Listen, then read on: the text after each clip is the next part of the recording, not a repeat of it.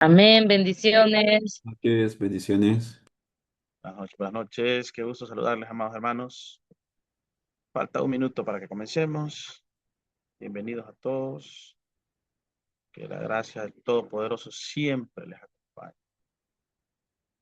En un minuto comenzamos.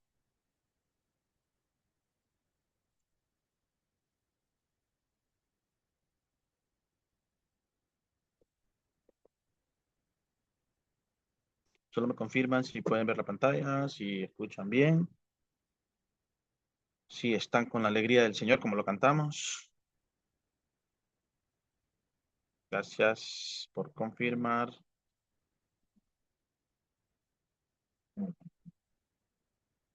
Excelente, excelente, queridos hermanos. Bueno, son las 8:05. Vamos a arrancar con una oración. No sé si por ahí me puede ayudar con la oración inicial, hermano Gabriel López, mi querido hermano Gabriel. Que el Señor le bendiga. Amén. Cerremos nuestros ojos ahí donde están. Amado Señor y Dios, te damos gracias porque tú eres bueno y para siempre es tu misericordia. Gracias por el hermoso día que nos has dado. Gracias por permitirnos estar hoy conectados, aprendiendo de tu palabra, aprendiendo más, Dios. Te pedimos que abras nuestros sentidos, Dios, para poder comprender y entender la clase del día de hoy, Señor. Danos esa sabiduría y entendimiento. Bendice cada uno de los que están conectados, a sus familiares, Dios. Y bendice, Dios, al pastor César, que va a impartir la clase el día de hoy. En el nombre de Cristo Jesús. Amén y amén. Amén, amén. Vamos a empezar con la lección número 3. He titulado esta lección Principios básicos en el estudio bíblico. Y vamos a iniciar con una lectura de la palabra del Señor. A ver si me ayuda la hermana Melissa a leer este verso, por favor.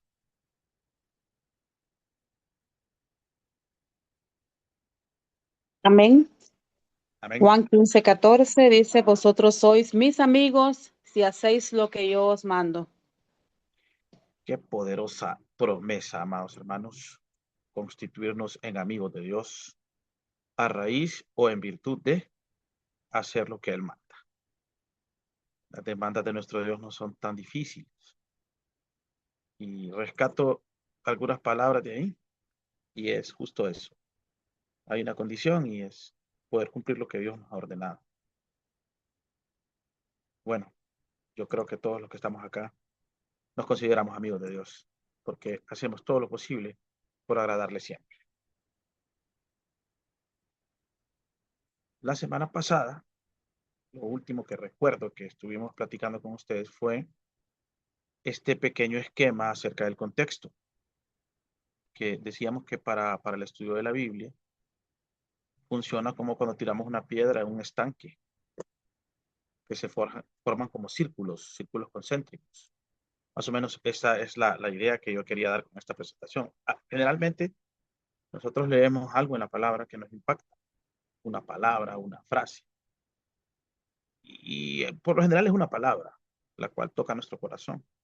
Entonces pasa eso, que la palabra es parte de una oración, está dentro de un capítulo, está dividida la escritura, está dentro de un libro y está dentro de toda la Biblia. Básicamente así debería ser nuestro estudio bíblico.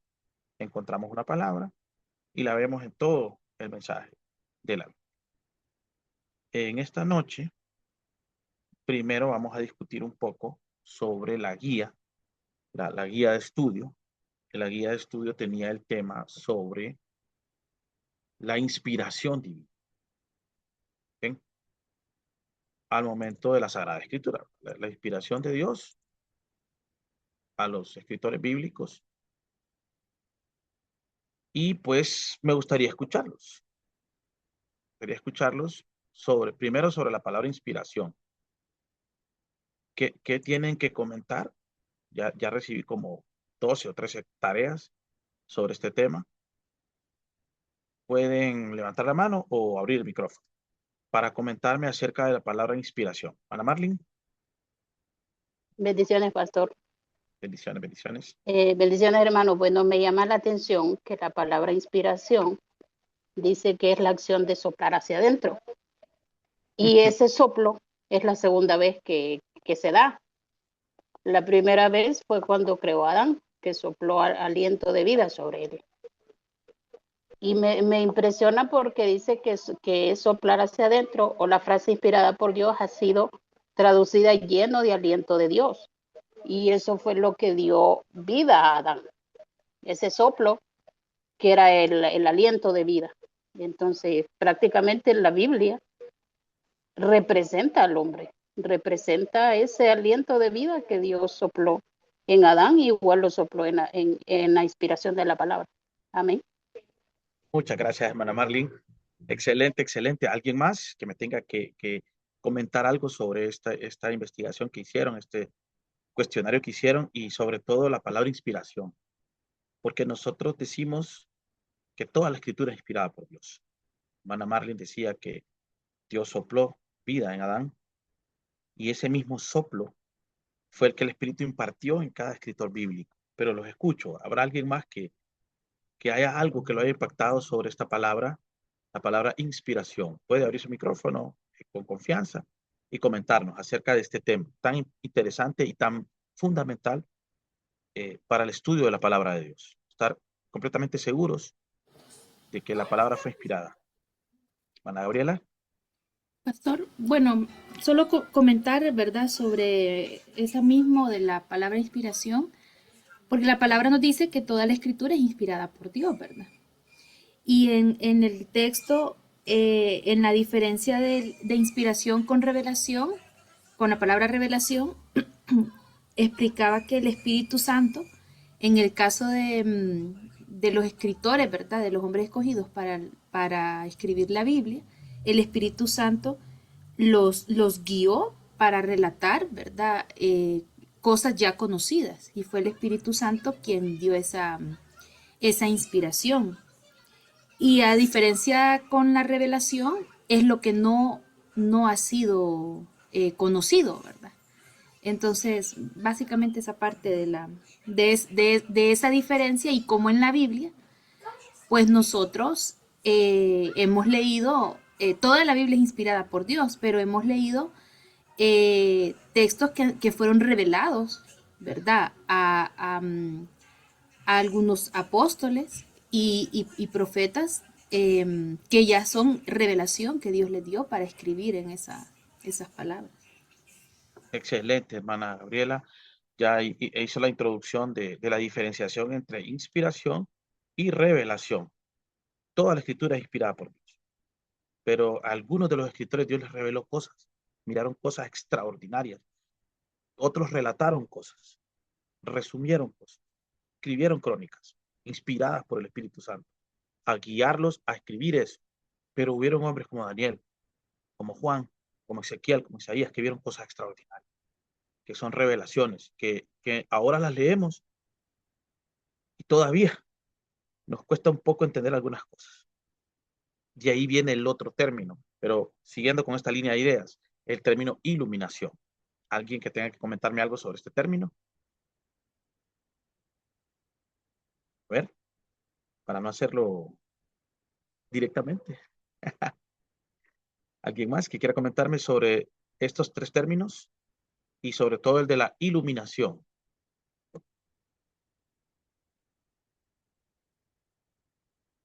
¿Ahí? Entonces voy a tener que llamarlos por nombre, porque todos respondieron la guía, ¿no? Todos los que he recibido tienen buenas respuestas. Pero hay que ver entonces ahora cómo lo percibieron, cómo lo recibieron, qué comentarios tienen acerca de estas tres palabras, que es importante conocerlas, es importante diferenciarlas para un estudio correcto de la palabra de Dios. Pastor, ¿podemos relacionar iluminación con el discernimiento? Sí, seguramente que sí. Es esa posibilidad que nos alumbra el Señor en alguna porción bíblica. Justo eso es, no sé si les ha ocurrido alguna vez que ya están predicando, y predicando ahí el Señor los ilumina para entender algo que definitivamente cuando lo escribieron en el bosquejo no lo sabían. no me ha ocurrido siempre, pero me ocurre en algunas ocasiones, que el Señor arroja luz a algo que yo no entendía claramente. Me ha pasado en mensajes, pero también me ha pasado en mi devoción. Cuando estoy orando y buscando de Dios y leyendo un pasaje y meditando en él, viene la luz de lo que significó y lo que puede significar en la actualidad. Esas tres palabras a mí me parece que son determinantes para un estudio correcto de la Biblia.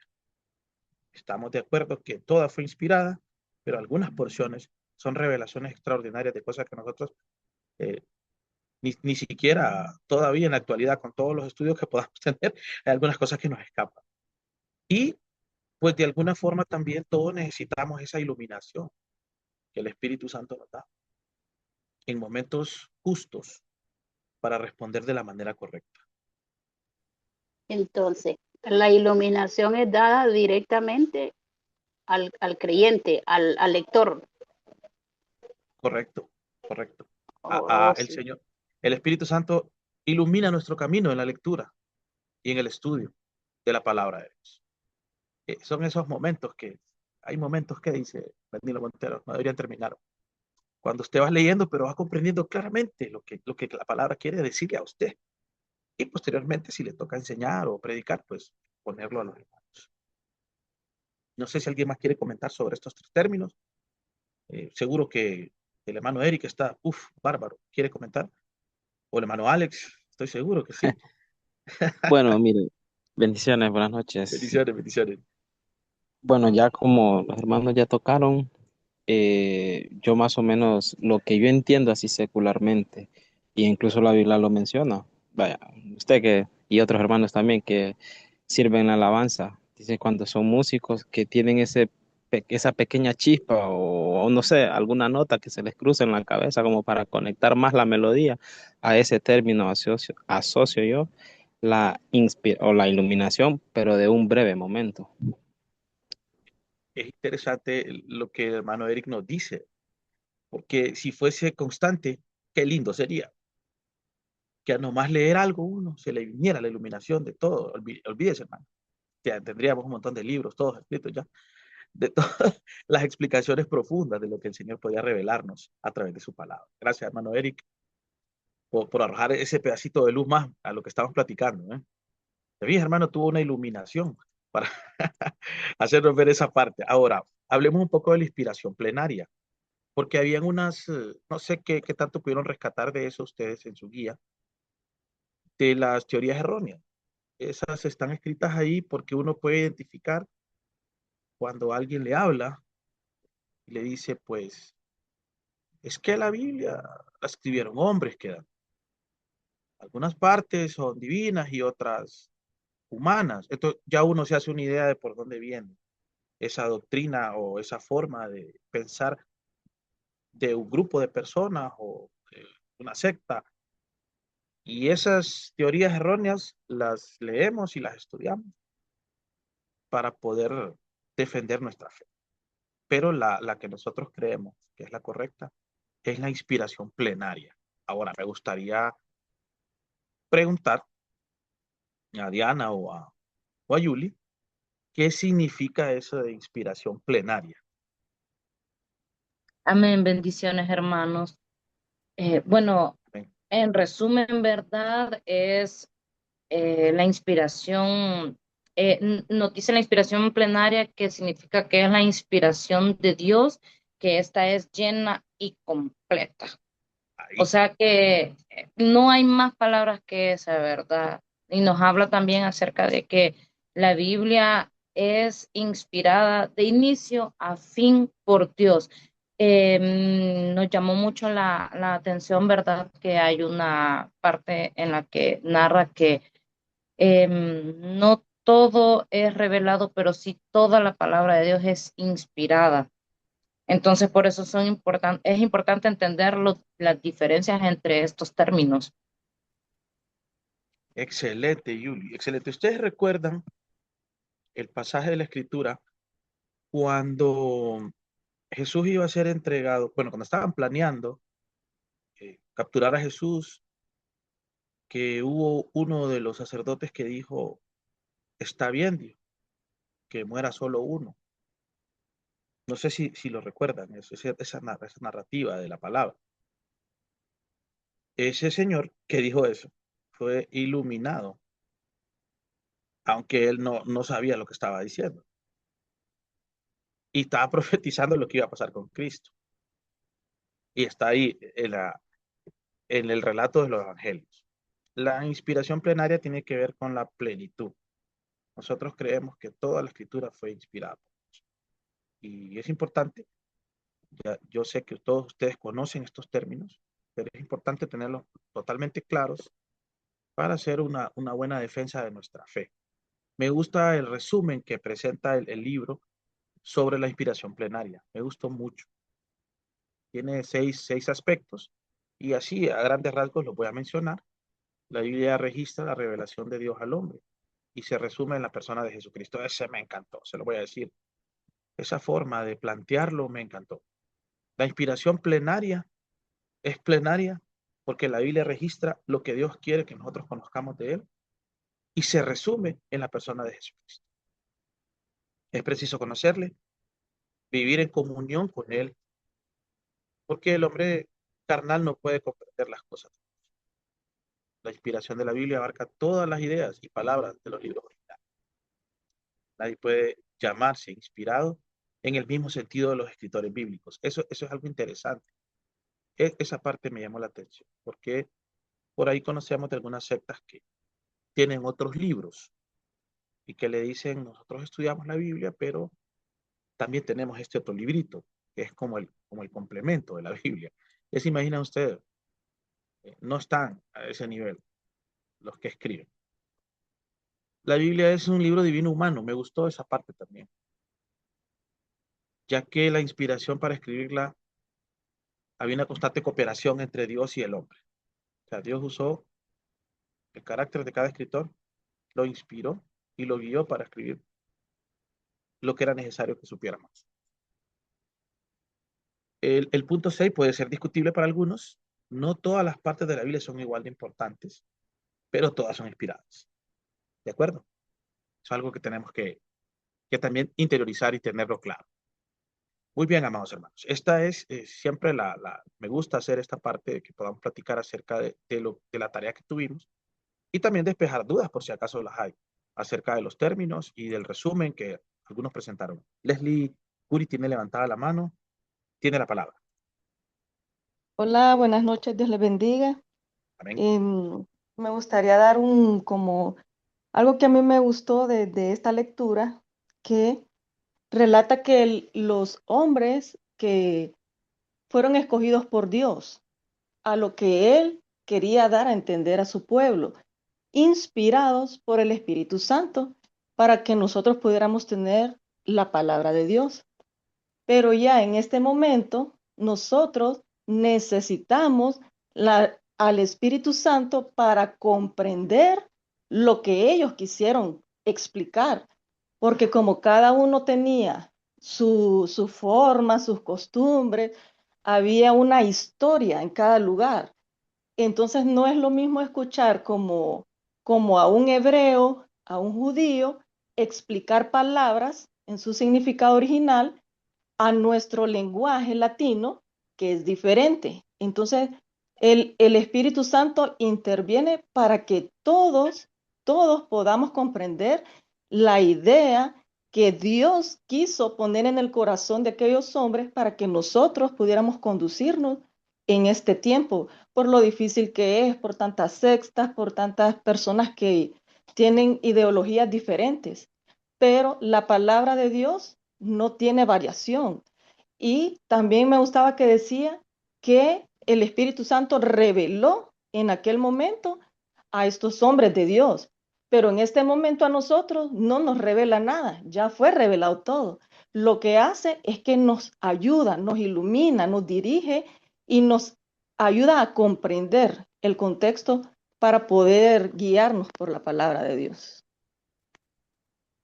Muy bien, muchas gracias, hermana Leslie, por esa inspirada participación. También las hermanas Cámara veo por acá. Espérenme, déjenme ver. Sí, las hermanas Cámara son las que tienen la mano levantada. Cuéntenme. Amén, pastor. Solo para aportar, ¿verdad?, al comentario de mi hermana Leslie. Yo ahí le hice un apartado, pastor, en donde me llamó mucho la atención porque quiero leérselos. Permítame un momentito. Vamos a ver, permítame. Se me movió todo, aquí lo tenía.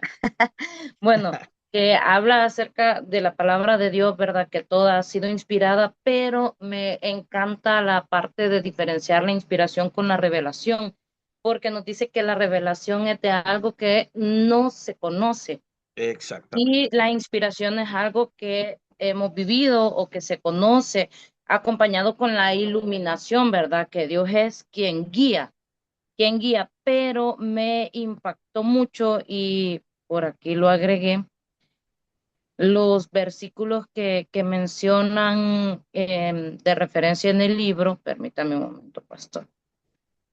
Permítame un momento porque se me movió. Ok, los versículos que aquí, textual se lo voy a mencionar como dice aquí. Los escritores tenían una relación íntima con el Señor y estaban tan plenamente rendidos a Él que pensaban como Dios. Eso me impactó y escribían exactamente lo que Dios les guiaba a escribir. Me fui a segunda de Pedro 1, 20 y 21 en la traducción al lenguaje actual dice, pero antes que nada deben saber que ninguna enseñanza de la Biblia se puede explicar como uno quisiera. Ningún profeta habló por su propia cuenta, al contrario, todos ellos hablaron de parte de Dios y fueron guiados por el Espíritu Santo. Me encantó esa parte porque el lema de nosotros todo este año pues es guiado por el Espíritu Ya. Santo y la palabra de Dios lo confirma también. Y me encanta que nos lleva también a segunda de Samuel 23, 1 y 2, siempre en la traducción al lenguaje actual, y dice, Dios eligió a David, el gran poeta de Israel, y le dio el lugar más importante. Lo que sigue fueron las últimas palabras de David. Estas palabras no son mías, son palabras del Espíritu de Dios que habla por medio de mí. Y esto no hizo más que llevarme al Salmo 22, donde David manifiesta la revelación de la crucifixión y la muerte de Cristo. Como David en aquel tiempo pudo venir y tener esa revelación de las palabras de Jesús, del sufrimiento de Jesús, y esa parte me tocó tremendamente, porque solo pudo haber sido revelado por Dios. Bendito Amén. Dios por la inspiración de la palabra, la revelación y la iluminación. Gloria a Dios por eso. Continuamos entonces, amados hermanos. En esta noche, la lección 3 tiene dos objetivos.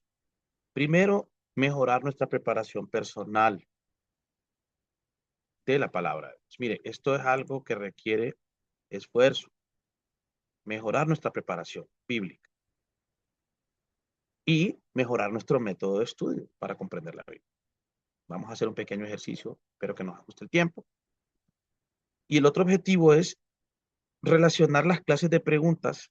Hay dos tipos de preguntas que vamos a ver, unas referentes a los hechos y otras referentes a las preguntas conceptuales, como pasos básicos para la interpretación y para la comprensión de la palabra.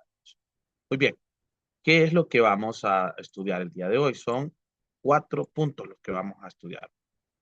La preparación personal, la necesidad de un estudio metódico, los pasos para el estudio bíblico y la técnica de preguntas y respuestas.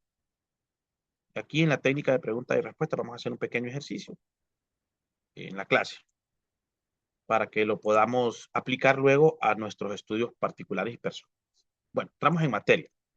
La preparación personal tiene que ver con 3 aspectos. Primero, el entendimiento espiritual. Ya lo hemos hablado y ya lo hemos explicado. La palabra de Dios es viva y es eficaz. Y el Espíritu Santo nos puede hablar hoy a través de la palabra. Y Jesucristo dice que Él nos dejó su espíritu. Ese entendimiento espiritual lo necesitamos. Necesitamos estar tomados y guiados del Espíritu Santo para comprender la palabra de Dios.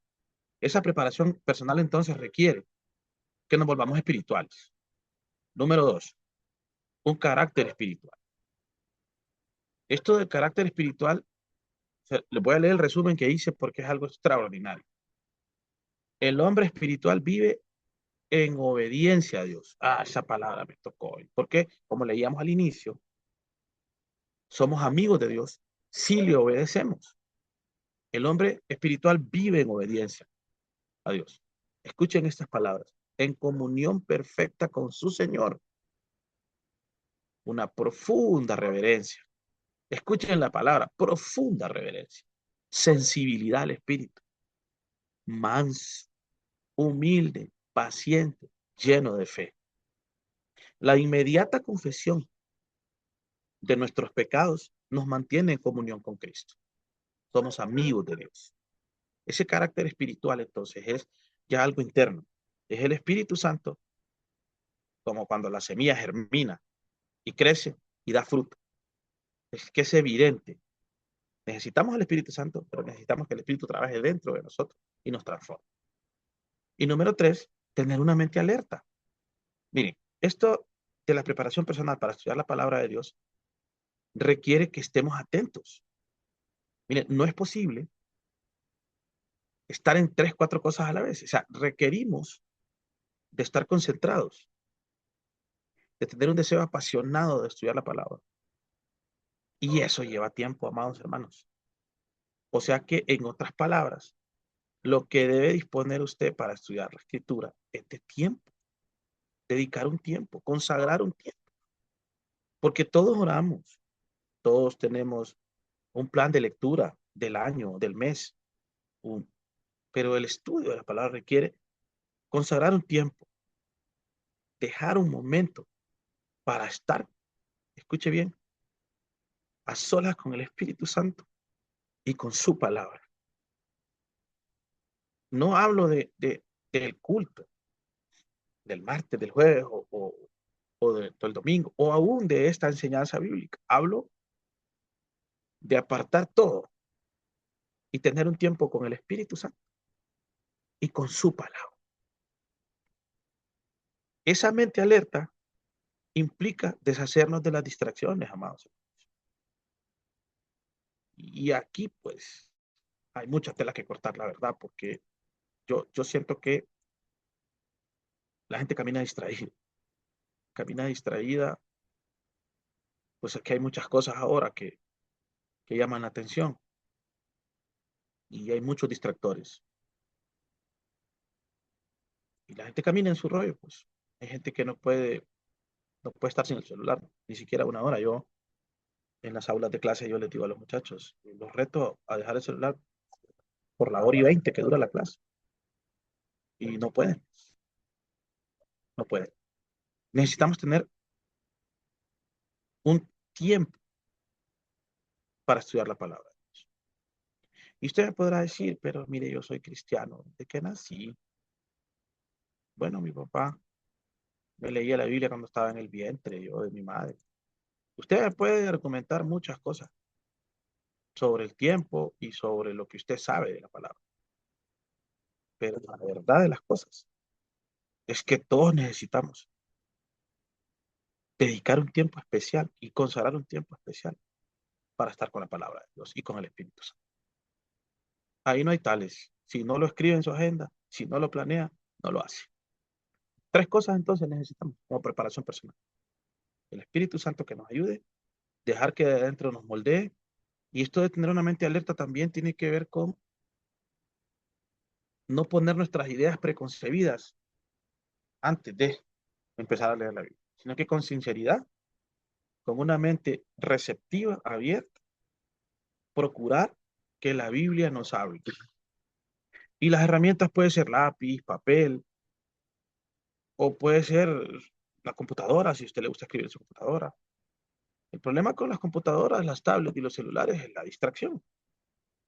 Que seguro que si le cae una notificación y está ya Dios por revelarle algo, seguro que la ve, hermano. Entonces esto requiere de tiempo de calidad con la palabra. El punto número 2, ¿por qué la necesidad de un método? ¿Por qué esta clase intenta explicar diferentes métodos y formas de estudiar la Biblia? Bueno, primeramente porque un método es algo ordenado. El método científico tiene diferentes pasos. Los métodos nos sugieren algo de orden, de procesos, de seguir pasos, de seguir pasos, de hacer cálculos para llegar a una conclusión. Yo he notado, espero que no sea el caso de ustedes, que a las nuevas generaciones les cuesta un poco seguir instrucciones. A los lectores de la Biblia, a los que aman a Dios, sí saben seguir instrucciones, pero a las personas comunes les cuesta seguir instrucciones. Ya puede estar el manual hasta con dibujos, y a la gente le cuesta seguir instrucciones. El método tiene que ver con eso, que es como una guía que nos va dirigiendo hacia un punto.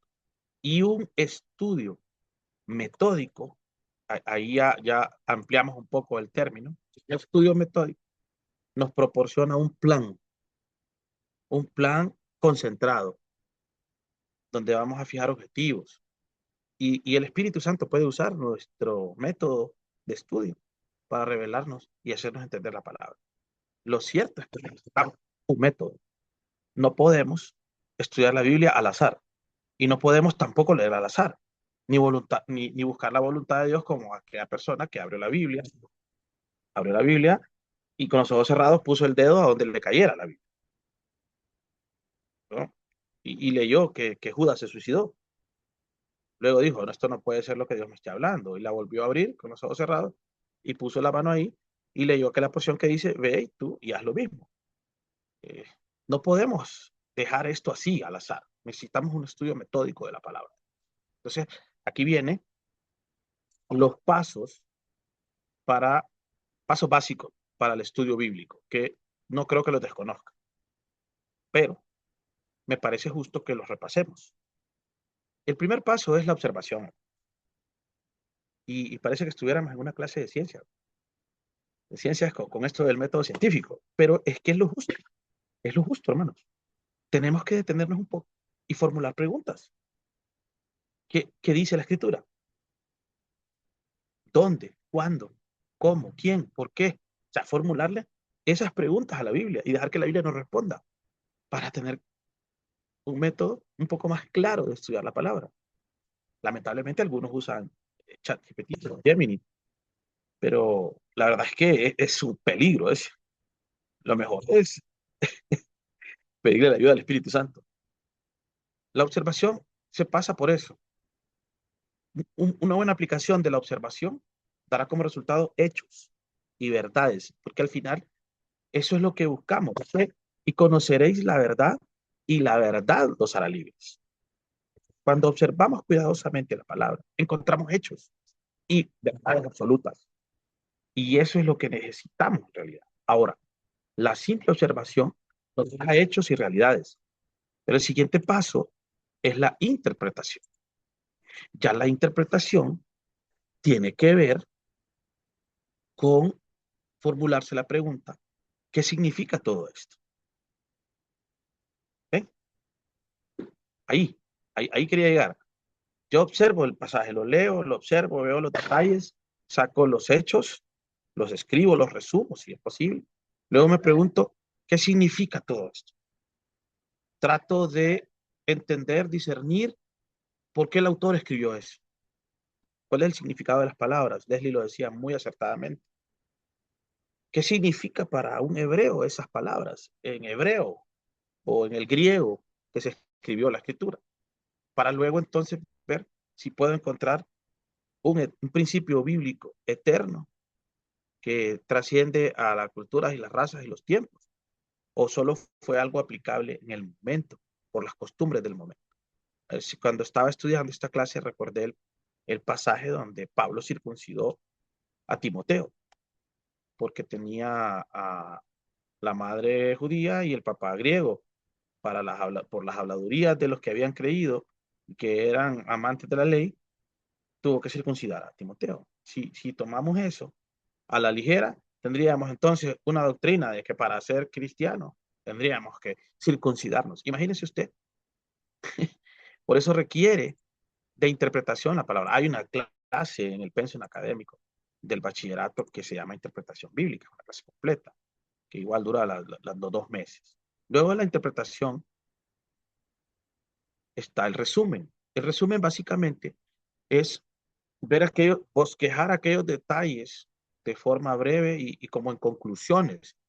Entonces, encontrando o escribiendo, apuntando hacia esas verdades encontradas. Siempre la palabra resumen nos indica algo condensado. Básicamente, si tenemos una buena observación y una buena interpretación, nuestro resumen va a ser excepcional. Ese resumen se puede graficar, se puede poner un mapa mental, se puede organizar de la manera más conveniente para la comprensión, destacando sobre todo los puntos importantes. A mí me encanta, en mis estudios, hacer bosquejos. Si estudio una porción de la escritura al día de hoy, después de que observo, después de que hago todo mi esfuerzo por interpretar, hago un bosquejo. Porque a todos los que estamos aquí nos toca predicar de vez en cuando, o una vez al mes, o en alguna ocasión nos va a predicar, o nos tocó predicar, o nos va a tocar.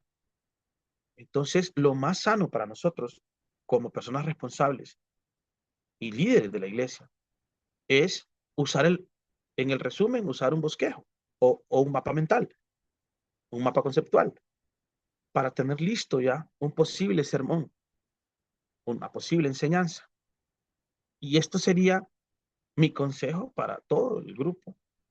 De aquí en adelante, si no lo están haciendo, que hagan esta parte. Yo entendí esto hace mucho tiempo entendí que tendría que andar preparado siempre. Porque en cualquier momento le pueden decir, fíjese hermano que a usted le toca ahorita el mensaje. Y imagínese un líder, un ministro, un amigo de Dios, que tenga que decir, no estoy listo, no estoy preparado. Uy, no, llamen al pastor. No puede pasar eso, amados. De aquí en adelante yo los bendigo con esa porción y transfiero en esta enseñanza eso, de que todos estén preparados siempre. De hecho, lo aprendí eso y un líder que ha sido alguien que siempre me ha inspirado dentro de la iglesia, me decía, yo siempre tengo un bosquejo listo. Pero si no te toca, le decía. Sí, pero en cualquier momento me puede tocar. Y yo no puedo estar, dice la escritura que la palabra es inspirada por Dios y útil para enseñar, para corregir, para redarguir, a fin de que el hombre de Dios esté enteramente preparado para toda buena obra. ¿De qué resulta entonces? Que de aquí en adelante usted va a andar su libreta, su agenda o su libro de apuntes lleno de bosquejos. Si le dicen a Leslie, fíjate Leslie que necesitamos que des una palabra, simplemente va a abrir su agenda. Y hay palabras que uno las escribe como bosquejos y las señala porque es algo que Dios le iluminó para entender. Y eso se convierte muchas veces en puntos de nuestros sermones cuando nos toca predicar. Porque a estas alturas no podemos improvisar. Dicen amén, hermanos, no podemos improvisar. Y por eso digo yo que el que ora todos los días y estudia la Biblia todos los días siempre está listo, siempre está preparado. Tampoco voy a decir que está preparado para dar una enseñanza de 6 horas. Pero si le toca dar un mensaje, le va a tocar y lo va a dar bien. Porque está preparado. Porque se dedica al estudio. Luego viene la parte de la evaluación. La evaluación consiste, ya lo había más o menos dicho, en determinar si lo que leímos y resumimos y observamos e interpretamos es un principio eterno, universal para todos los seres humanos, o una situación particular de la época, de las costumbres, como lo decía Leslie, del momento. Las conclusiones se derivan de lo que descubrimos en la observación, en la interpretación y en el resumen. Y bueno, aquí sí vamos a tener que echar mano de las costumbres bíblicas, diccionarios bíblicos, comentarios, porque no es tan sencillo. Eso lo voy a reconocer. La iglesia tiene una ventaja y es que tiene ciertos libros. Lo único es que no se pueden sacar de ahí. Hay diccionarios bíblicos. Creo que hay un libro de costumbres bíblicas también. Pero hay bastante información en la web sobre estos temas. Basta con que dediquemos un tiempo para tener eso. Y siempre filtrarlo. ¿Filtrarlo con quién? Con los líderes, claro. El pastor, pastores, con los líderes. Este libro está bien, este diccionario está bien. Filtrarlo, siempre filtrarlo. Luego de esto viene la aplicación. Está íntimamente relacionada con la evaluación que hicimos. Y ya en la aplicación lo que nosotros buscamos es responder a la pregunta como, ¿cómo puedo aplicar esto en mi vida? Aquí dependemos de que el Espíritu nos ilumine y nos guíe para hacer la voluntad de Dios. Y lo último, que es el sexto paso, es la correlación. La correlación tiene que ver con el mensaje completo de la palabra de Dios. Es decir, cómo encaja esto que yo encontré con observación, interpretación, resumen, evaluación y aplicación en el mensaje completo de la Escritura.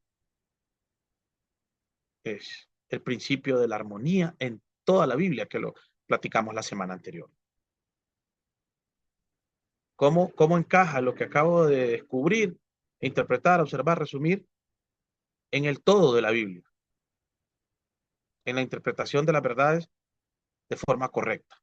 ¿Cómo se relaciona? Por ejemplo, dando un ejemplo, Gálatas con Romanos. ¿Cómo se relaciona Gálatas, Romanos con Santiago? Para poner un contexto de cómo debería hacerse. Estos pasos, cuando ya se hace, como digo yo, la memoria muscular, ya las personas hacen sus estudios y se les hace fácil. Y su relación con el Espíritu Santo lo guía en este proceso. Bendito Dios por el tema de este año, guiados por el Espíritu Santo. Porque siempre le pedimos ayuda al Espíritu Santo para entender algunas cosas que se nos escapan, que meditamos y que no sabemos cómo interpretarlas. Pero el Espíritu Santo es nuestro ayudador. Bien. Ahora, viene el punto número 4, que es el cierre de la clase. Pero aquí vamos a hacer un ejercicio, ¿verdad? Para todos los presentes. Las técnicas de las preguntas y respuestas. En la universidad lo enseñan esto como el método socrático. A mí me da risa porque pareciera que lo inventaron ellos. Pero no es así, hermanos. En Marcos 3, del 1 al 4, se relata cuando Jesús se encontró con una situación un día de reposo.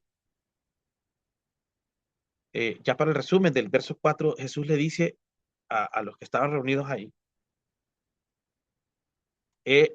la pregunta, ¿es lícito en los días de reposo hacer el bien o hacer el mal, salvar la vida o quitarla? Ahí está el método o la técnica de las preguntas y respuestas, amado. Nuestro maestro, Jesucristo, le encantaba hacer preguntas. O sea que no se lo demos a Sócrates. No es el método socrático, es el método de Cristo. Él hacía preguntas. Y hubo una ocasión donde les dijo, si usted me responde en esto, yo le voy a responder con qué autoridad hago esto. ¿El bautismo de Juan era del hombre o era hora de Dios? Eso fue todo. No le pudieron responder. No le dijeron. No sabemos. Bueno, entonces no les digo con qué autoridad hago estas cosas. ¿Qué pasó con esa pregunta que le soltó Jesús? Le soltó una bomba. Porque estaban llenos de tradición ellos. Demostró que había corrupción en las prohibiciones sobre ayudar el día de reposo. Y el principio eterno que está dentro de esa pregunta es que es bueno siempre hacer el bien, hermano, y salvar las vidas. Qué triste, ¿no? Es decirle a alguien, no te puedo ayudar porque voy para la iglesia. Y no digo que sea malo ir a la iglesia, ¿ok? Lo que estoy diciendo es que a veces ocurre. Estamos bien serios con la Biblia, camino a la iglesia. Y hay un prójimo que necesita ayuda, pues.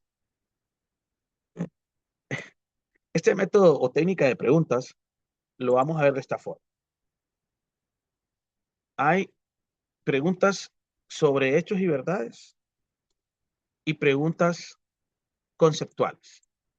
Yo fíjese que estoy analizando, que es algo que ustedes me den permiso para pasarme un poquito, que yo siempre trato de que salgamos a las 8:50, pero si me permiten llegar hasta las 9 hoy, solo denle un like o levanten la mano, si están de acuerdo. Y si no, pues seguimos la otra semana, porque este proceso requiere de lápiz y papel y que ustedes hagan algo.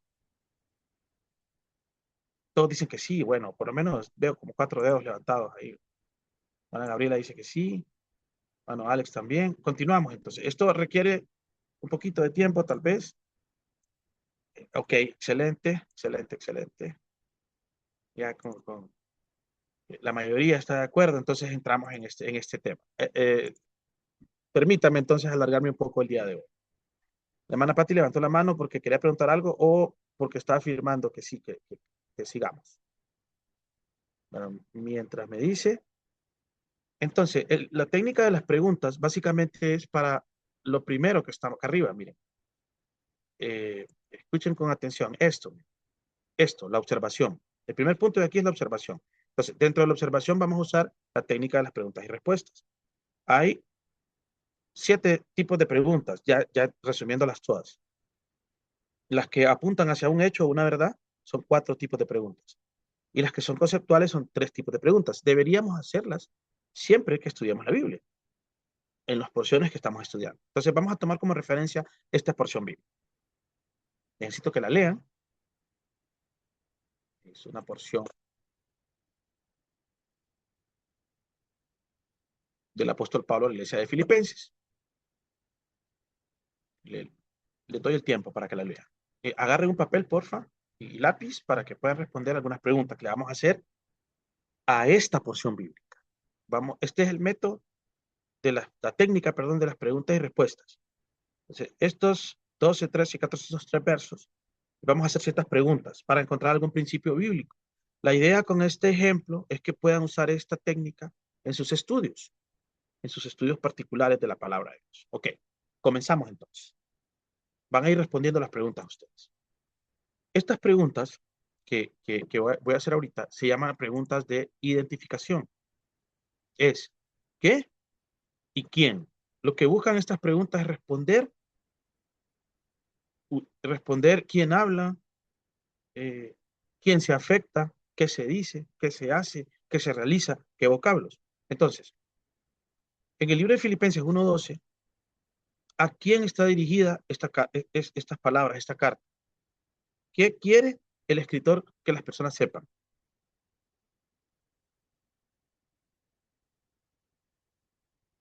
¿Ya respondieron? Estamos hablando de esto. En el verso 12, quiero que sepáis, hermanos, que las cosas que me han sucedido han redundado más bien en progreso del evangelio. ¿A quién está dirigida? ¿Y qué es lo que quiere que sepan las personas? Cheque. Estas preguntas entonces buscan eso. Observar y conseguir los hechos. Cheque. Esas son las preguntas de identificación. Luego vienen las preguntas modales. Las preguntas modales tienen que ver con el cómo. ¿Cómo se realizó? ¿De qué modo se hizo?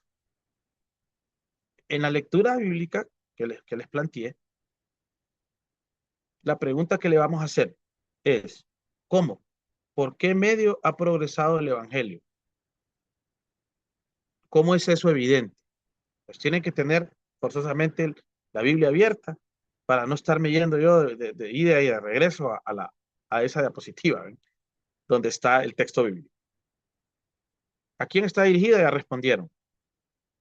¿Qué quiere el escritor que sepan? Ya lo respondieron. Ahora, ¿cómo? ¿Por qué medio ha progresado el evangelio? Según lo que estamos leyendo. Y la otra pregunta es, ¿cómo es esto evidente? Cheque. Espero que lo tengan ya. Continuamos.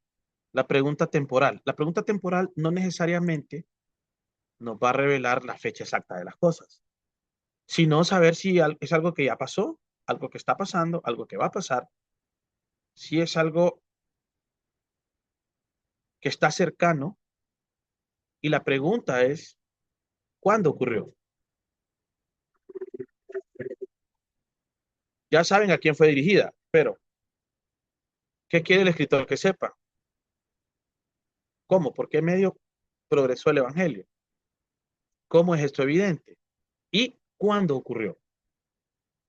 Todas estas preguntas apuntan a hechos y verdades que están en esas tres porciones bíblicas, esos 3 versos. Bueno, vamos con las preguntas locales. ¿Dónde? ¿Qué? ¿Quién? ¿Cómo? ¿Cuándo? ¿Y dónde? ¿Vean? Son las preguntas que uno se plantea en una investigación. ¿Dónde sucedió esto? ¿Lo dice claramente el versículo? Sí lo dice. Ténganlo en mente. versículo, porque si no, no lo van a poder responder. Esto se conoce como la técnica de las preguntas. Deberíamos hacer esto en nuestros estudios bíblicos. Por eso les digo que lleva tiempo. A veces es tedioso y requiere no solo de un día o de una vez, sino de varias ocasiones, de leer, de estudiar.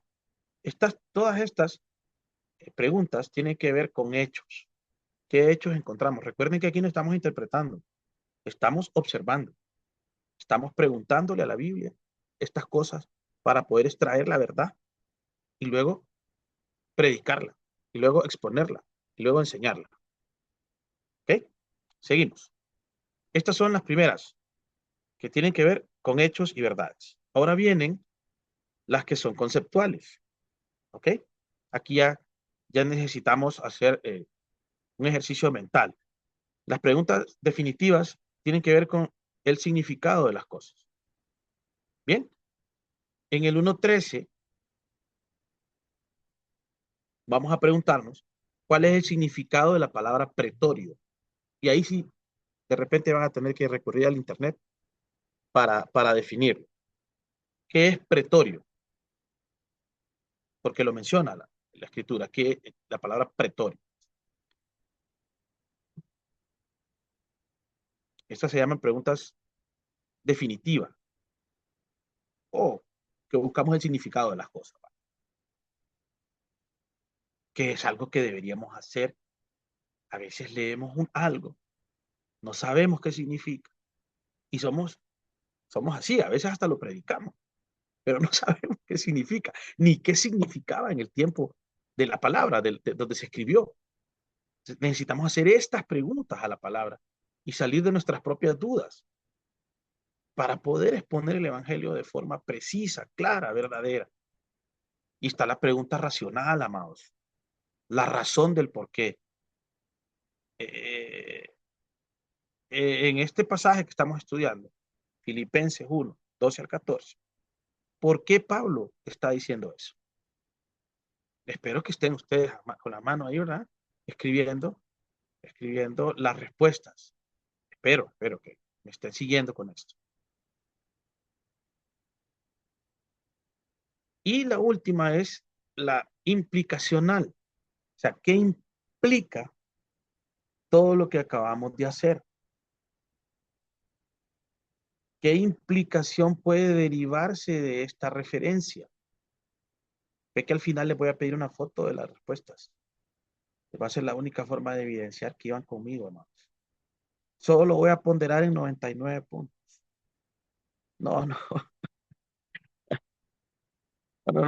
No se vayan a poner tensos con la evaluación de la clase. Las guías que están haciendo van tomando puntajes. Cuando menos acuerde, ya van a tener el 100.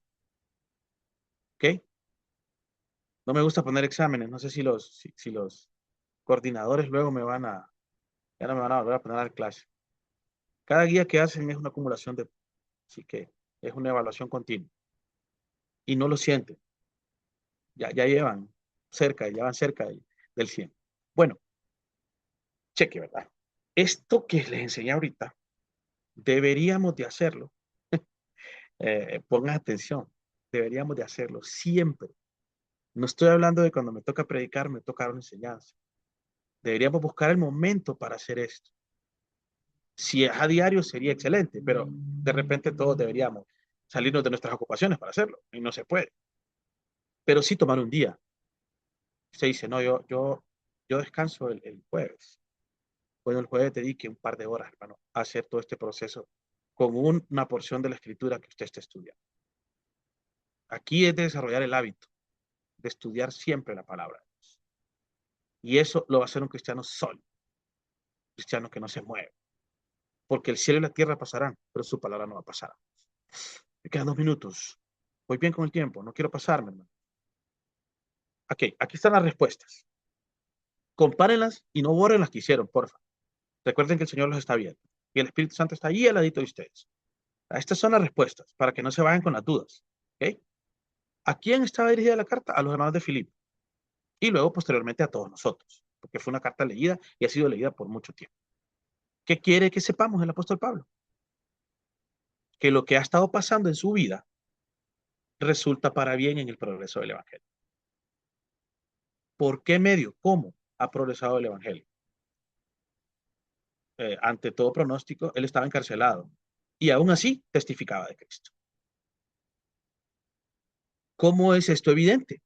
Pues dice la Escritura que los demás hermanos, al ver que él, estando preso, predicaba, se atrevían también sin temor a predicar. ¿Qué ocurrió? ¿Cuándo ocurrió? Pues es un pasado reciente. Las cosas que me han acontecido, dice Pablo. Entonces Pablo está hablando ahí de algo que recién le había pasado. Pablo estaba preso y había sido hace poco que lo había metido preso. O seguía preso.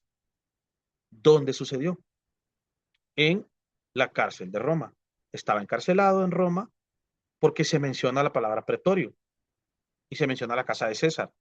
Me alegré porque los Césares lo relacionan con los emperadores, pero no, Pablo se estaba hospedando en la casa de César. Cheque. No es solamente malo el nombre de César.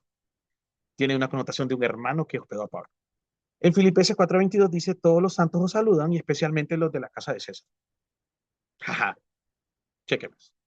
¿Cuál es el significado de pretorio? El pretorio era un palacio donde habitaban y juzgaban los magistrados romanos. Ese es el pretorio.